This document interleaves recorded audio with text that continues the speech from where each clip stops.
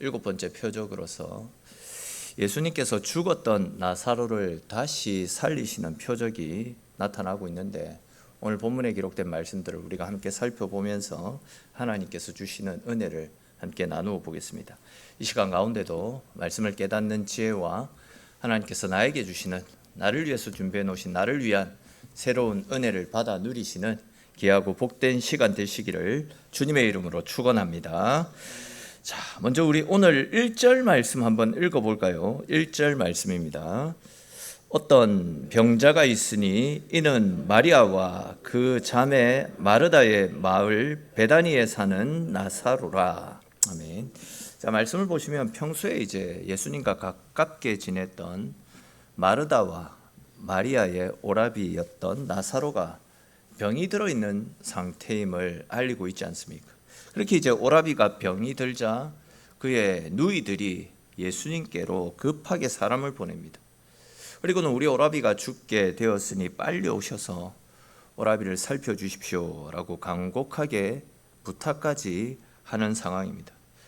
우리가 잘 알고 있듯이 예수님은 지금까지 생판 얼굴도 모르는 사람들이 찾아와 가지고 자기 아들이나 딸이 아니면 자기의 노비가 병이 들어 죽게 되었으니 오셔서 고쳐주십시오라고 부탁을 해도 급하게 그 사람의 집으로 달려가시든지 아니면 말씀을 통해서 생전 모르는 사람들의 병도 고쳐주시지 않았습니까? 그렇기 때문에 이제 평소에 너무 가깝게 지내고 사랑하셨던 사람이 죽을 병에 걸렸으니까 당연히 이제 모든 일을 다 제쳐놓고 그곳에 달려가실 줄 알았는데, 4절에 기록된 말씀처럼 예수님은 너무나도 태연한 반응을 보이고 계십니다. 뭐라고 이야기하고 있습니까? 이 병은 죽을 병이 아니다. 하나님의 영광을 나타내실 병이다. 이렇게 말씀하시면서 나사로의 집으로 가시지 않았습니다. 오히려 지금 계시던 그곳에서 이틀이나 더 머무시면서 의도적으로 뭔가 그곳에 가시기를 지체하는 것을 볼 수 있습니다. 근데 이제 이렇게 예수님께서 나사로에게 가기를 지체하는 사이에 안타깝게도 나사로가 죽는 일이 발생했습니다. 그리고는 이제 15절 말씀을 보시면 예수님은 나사로가 죽었다라는 사실을 알고 계시는데도 슬퍼하시기보다도 내가 거기 있지 아니한 것을, 그러니까 이제 쉽게 말해서 내가 나사로를 고쳐주러 가지 않아 그가 죽은 것을 너희를 위하여 기뻐하노니 이는 너희로 믿게 하려 함이라, 이렇게 말씀하시는 것을 볼 수 있습니다.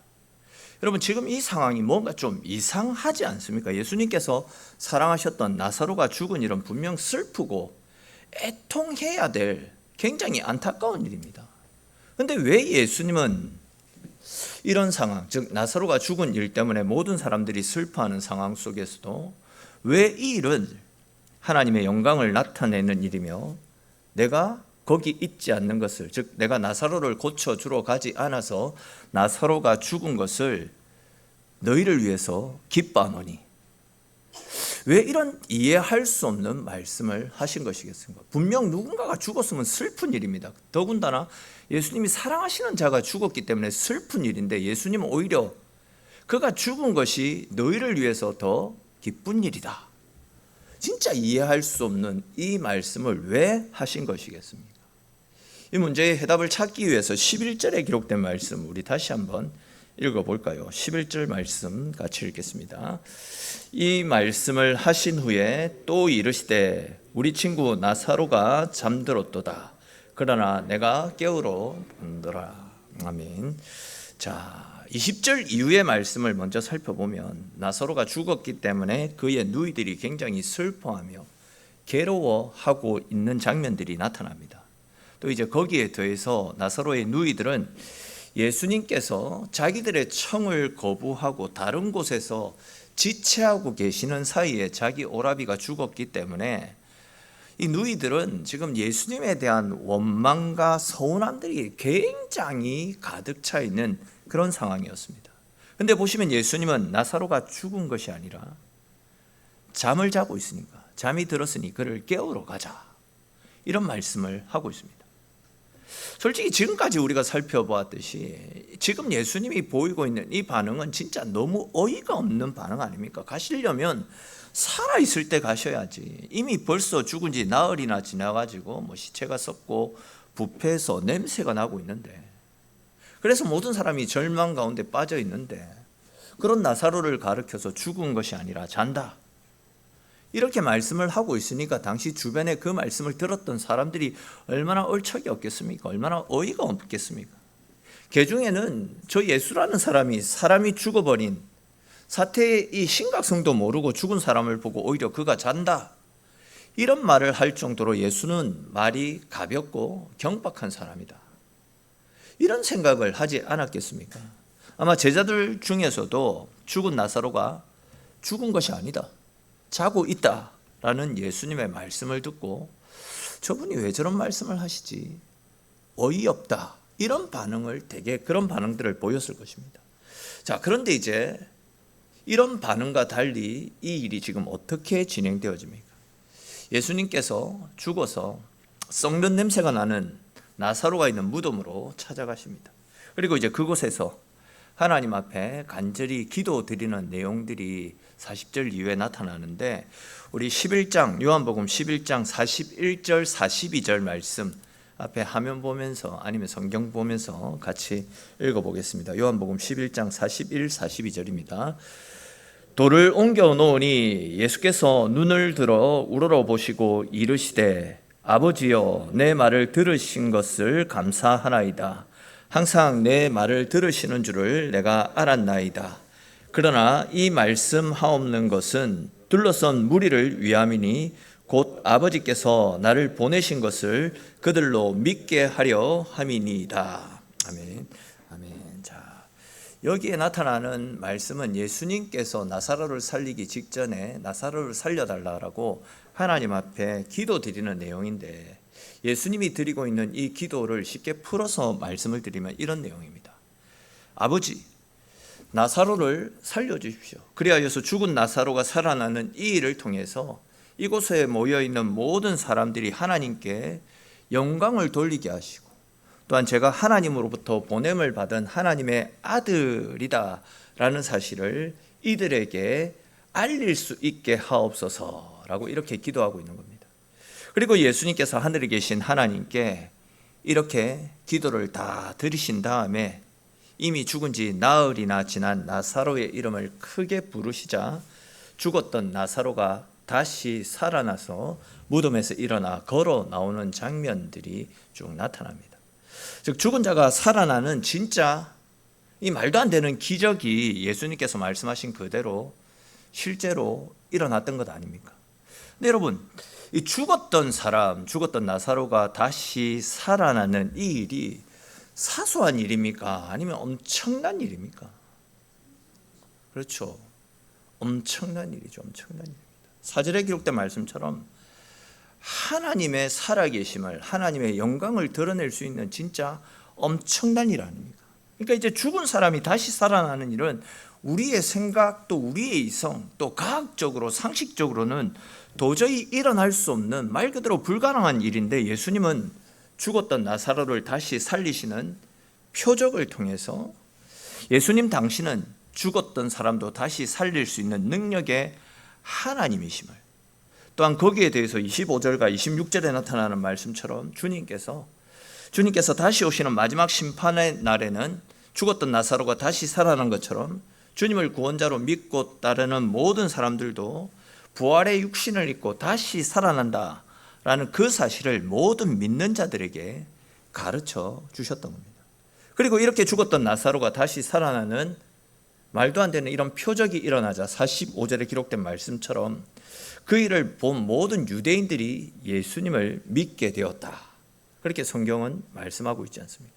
그렇습니다, 여러분. 예수님은 죽었던 나사로를 다시 살리시는 이 표적을 통해서 예수님은 죽은 자도 다시 살리실 수 있는 능력의 하나님이신가? 더 나아가서 죽었던 나사로가 다시 살아났던 것처럼 예수님을 믿고 따르는 우리 모든 사람들도 마지막 심판날에는 부활의 육신을 입고 다시 태어난다, 그 사실을 우리에게 가르쳐 주시기 위해서 죽었던 나사로를 다시 살려주셨다라는 겁니다.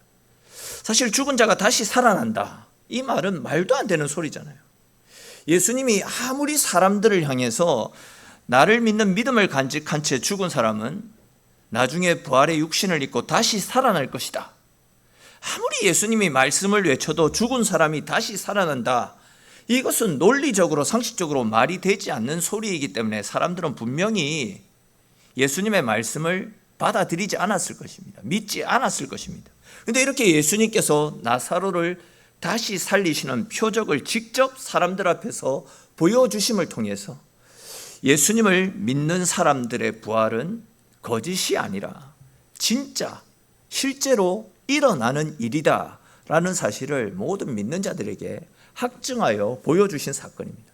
그러니까 이제 다시 앞으로 넘어가 가지고 예수님께서 사람들 앞에서 나사로의 죽음이 너희에게 기쁨이 될 것이다, 하나님께 영광이 되어지고 너희에게 기쁨이 되어질 것이다, 내가 나사로를 죽기까지 가만히 내버려 둔 것은 너희를 위함이다 라고 말씀하셨던 것은 훗날 주님 안에서 죽는 모든 자들도 결국은 나사로처럼 죽어서도 죽지 않고 천국에 들어가서 영원한 삶을 살게 된다라는 진짜 믿어지지도 않고 말도 되지 않는 그 일이 실제로 일어나게 된다라는 것을 온 천하에 보여준 사건이기 때문에 바로 그런 이유로 예수님은 나사로의 죽음 앞에서도 슬퍼하시기보다도 오히려 나사로가 죽은 그 죽음으로 인해서 내가 너희를 위해서 기뻐하노라, 이런 말씀을 하셨던 겁니다.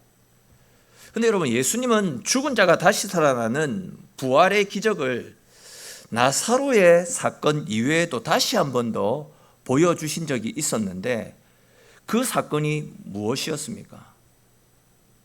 나사로 말고도 죽은 사람이 부활하는 것을 실제로 보여주신 것이 있었는데 그것이 어떤 사건이었습니까? 그렇죠, 예수님의 십자가 사건 아닙니까? 예수님도 십자가에서 죽으셨다가 다시 부활하셨습니다. 그러니까 이제 나는 부활이요 생명이니 나를 믿는 자는 죽어도 살겠고 살아서 나를 믿는 자는 영원히 죽지 아니하리라 라는 그 말씀을 예수님께서 당신이 다시 살아나시는 십자가 사건을 통해서 예수님 스스로가 부활이 실제로 이루어진다라는 것을 증명해 보여주셨던 겁니다. 그리고 이제 이 말씀은 결국 오늘날을 살아가는 우리들에게도 중요한 가르침을 주시기 위해서 이 말씀을 우리에게 주신 것 아니겠습니까? 즉 이 말씀은 오늘날 우리에게도 동일하게 적용되어지는 말씀이다라는 겁니다.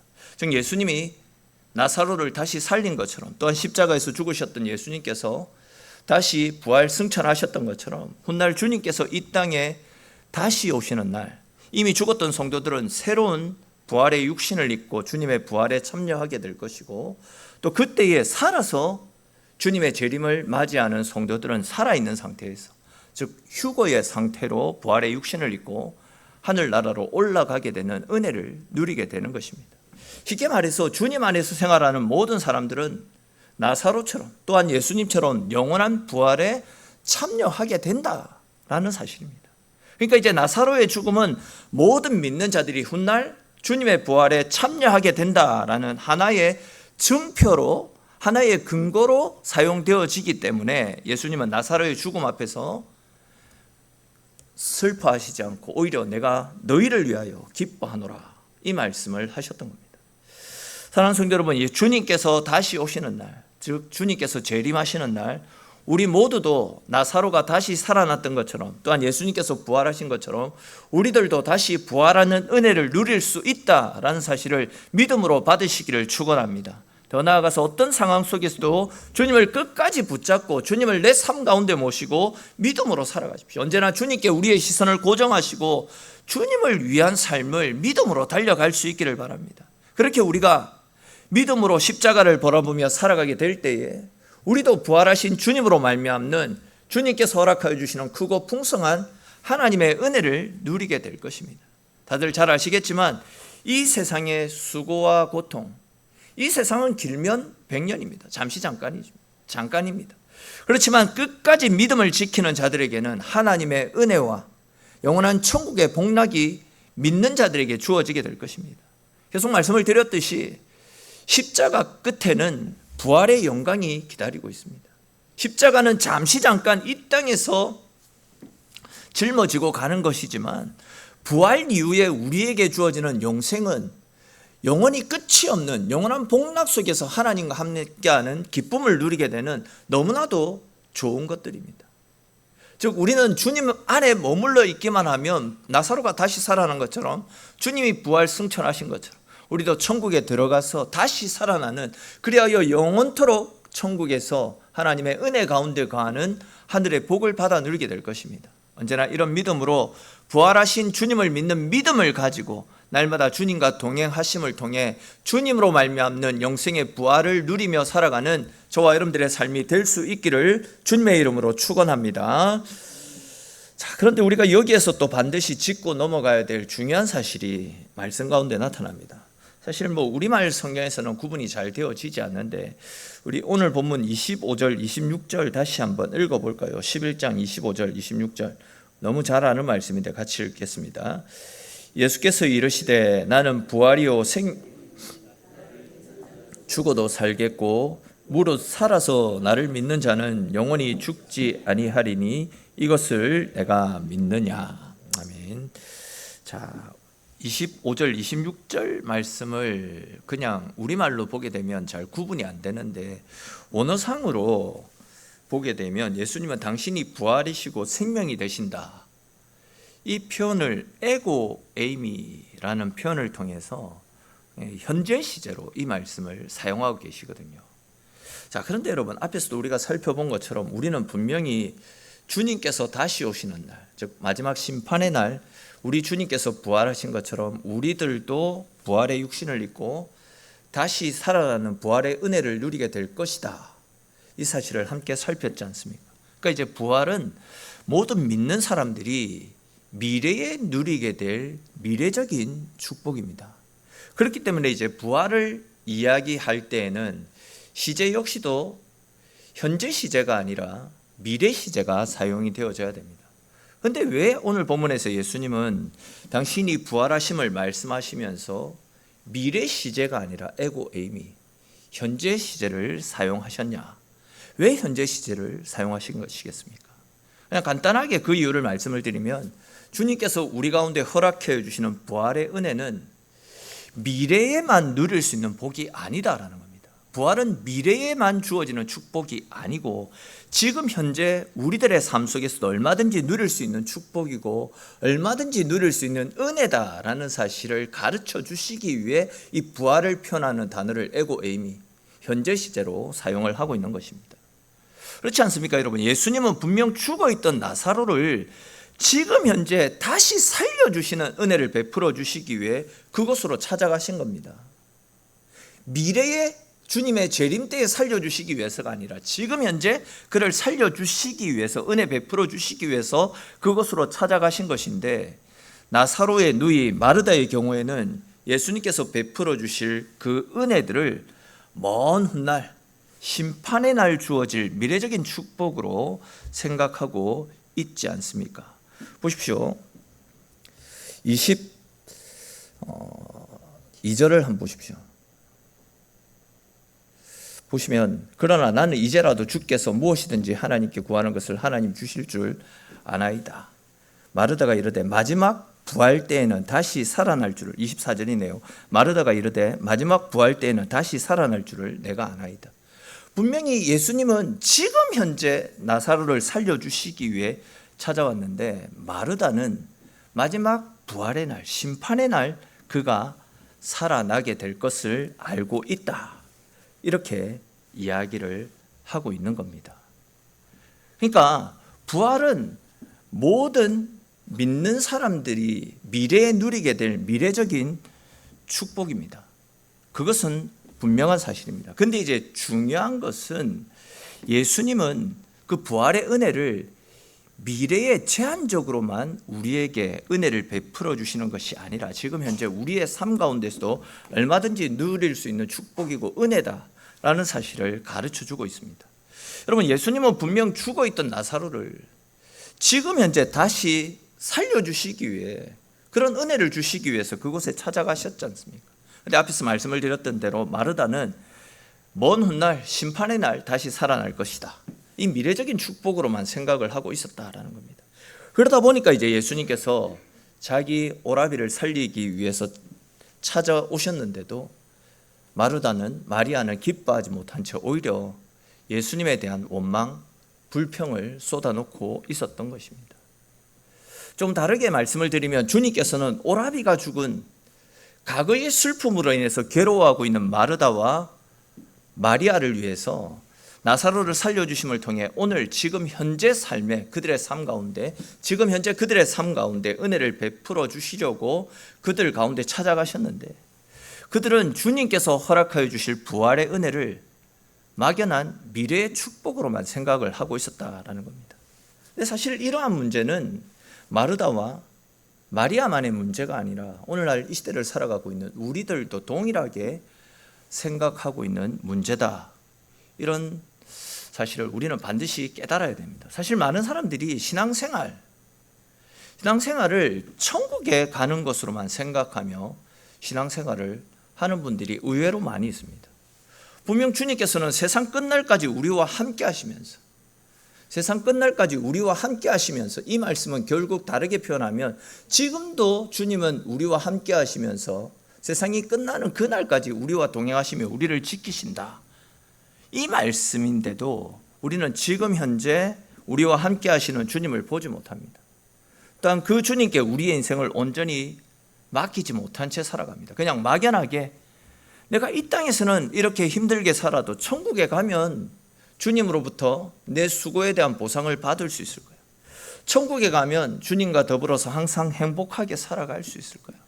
내가 이 땅에서는 눈물도 많이 흘리고 몸도 아프고 병들어서 고통 속에 살아갔지만 천국에 들어가면 건강한 몸으로 아프지도 않고 항상 웃는 일들만 가득하게 살아갈 거야. 이런 생각을 하며 살아가고 있습니다. 물론 이 말씀은 분명히 맞는 말씀입니다. 천국에 가면 이 땅에서 우리가 겪었던 수고와 고통에 대한 분명한 보상과 하나님의 축복이 뒤따르게 되는 것은 분명한 사실입니다. 그런데 이제 중요한 것은 우리의 신앙은 분명 천국에 들어가는 보증수표를 확보하는 일, 그것이 전부가 아니다라는 겁니다.